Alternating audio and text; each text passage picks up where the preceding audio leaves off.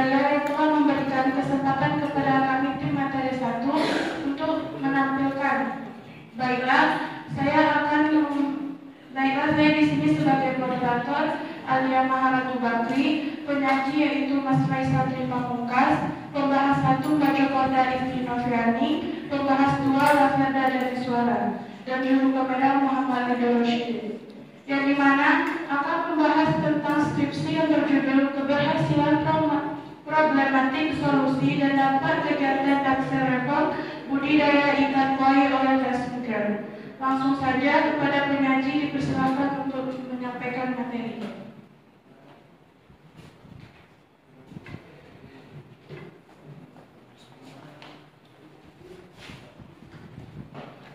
Assalamualaikum warahmatullahi wabarakatuh.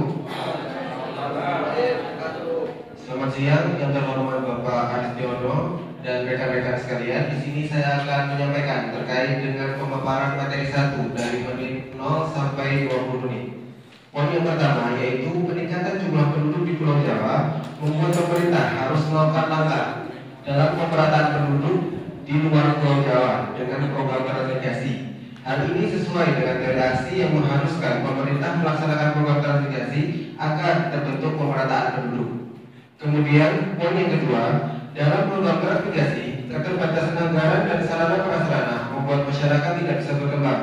Kemudian kurangnya pembinaan dari pemerintah untuk masyarakat membuat masyarakat tidak terampil dan tidak optimal dalam bertahan hidup di daerah transmigrasi. Hal ini sesuai dengan teori pilihan rasional bahwa dampak akan timbul akibat tindakan pemerintah yang belum maksimal dalam program transmigrasi.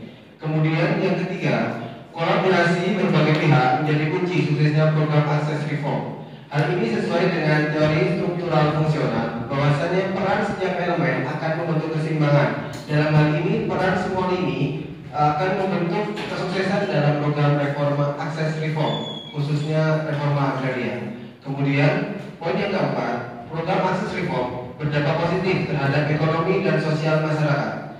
Pendapatan masyarakat meningkat dari yang sebelumnya 7 juta menjadi 11 juta setiap bulannya. Kemudian peluang usaha juga akan terbuka dan kelestarian kebudayaan akan terjaga.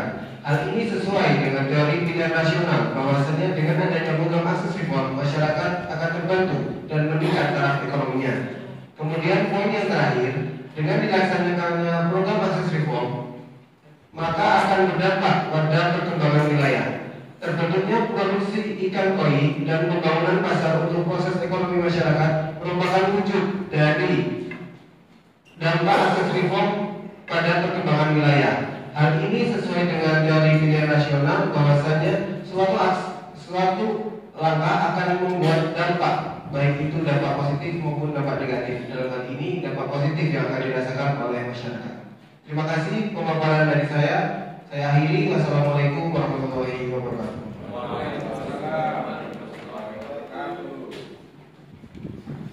Baiklah, selanjutnya saya persilakan kepada pembahas 1 untuk menyampaikan argumen.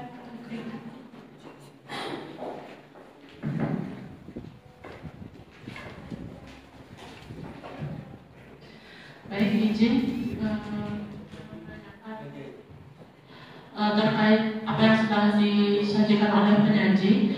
Pelaksanaan program akses reform di Desa Marga Cinta ini kan berfungsi sebagai upaya untuk mentransformasi status tanah transmigran dari aset sosial dan budaya yang lebih kompleks. Dalam konteks teori struktural fungsional, masyarakat dipandang sebagai sebuah sistem yang terdiri dari elemen-elemen yang saling berhubungan dan bekerja sama untuk mencapai keseimbangan. Akses reform tanah di sini tidak hanya meningkatkan fungsi tanah sebagai sumber daya ekonomi, tetapi juga mempengaruhi hubungan sosial dan identitas budaya masyarakat transmigran. Yang saya ingin tanyakan kepada penyaji terkait pendapatan masyarakat yang meningkat, apakah perubahan ini dapat menjamin keberlanjutan ekonomi dan sosial dalam jangka panjang? Mungkin begitu. Sekian, terima kasih.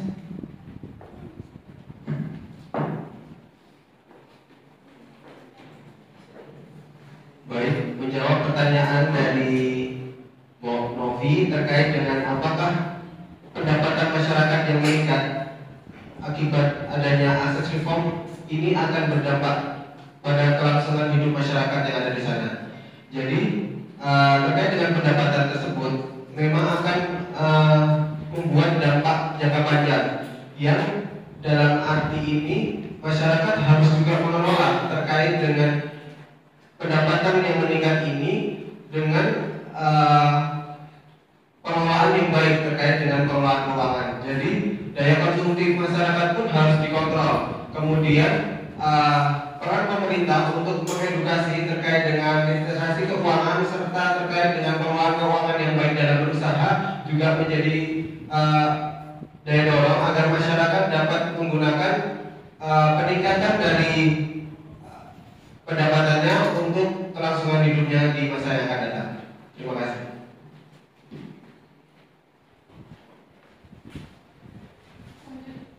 Selanjutnya saya persilakan kepada pembahas kedua untuk menyampaikan argumen dan dalil.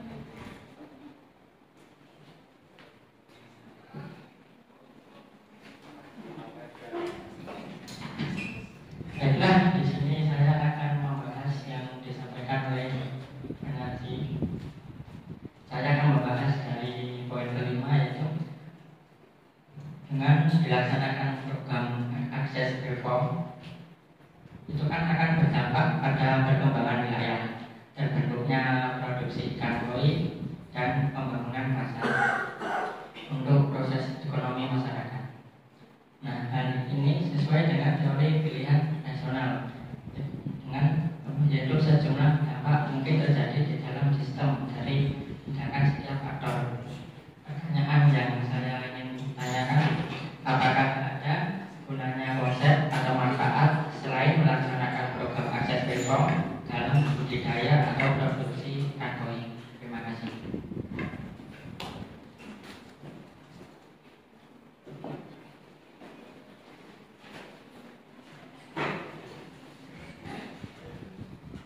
Baik, menjawab pertanyaan dari saudara Vendra terkait apakah ada dampak lain ya terkait dengan terbentuknya produksi ikan koi dan pembangunan pasar. Di sini tadi kan disebutkan bahwa dampaknya itu yaitu pada pengembangan wilayah. Kemudian terkait itu juga nanti berimbas pada sosial kemasyarakatannya. Jadi pertama nanti masyarakat akan terbantu terkait dengan pasar tersebut sebagai sentral dari kegiatan ekonomi. Nanti masyarakat akan terbantu terkait dengan tempat sebagai transaksional kegiatan ekonominya. Kemudian pasar itu juga nanti akan membantu orang lain atau orang di luar desa tersebut untuk melakukan transaksi jual beli. Jadi di situ nanti akan meningkatkan juga jumlah pembelian dari ikan koi tersebut. Kemudian ekonomi masyarakat dengan hal tersebut, ekonomi masyarakat akan meningkat, sumber daya manusianya juga akan meningkat, dan sosial kemasyarakatan juga akan meningkat. Jadi akan meningkatkan segala lini kehidupan sosial dari masyarakat tersebut. Terima kasih.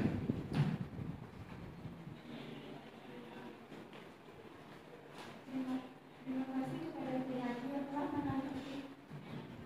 menanggapi pertanyaan dari pembahas 1 dan pembahas 2. Terima kasih juga kepada pembahas 1 dan pembahas 2 telah memberikan pertanyaan. Serta terima kasih kepada rekan-rekan sekali yang telah mendengarkan.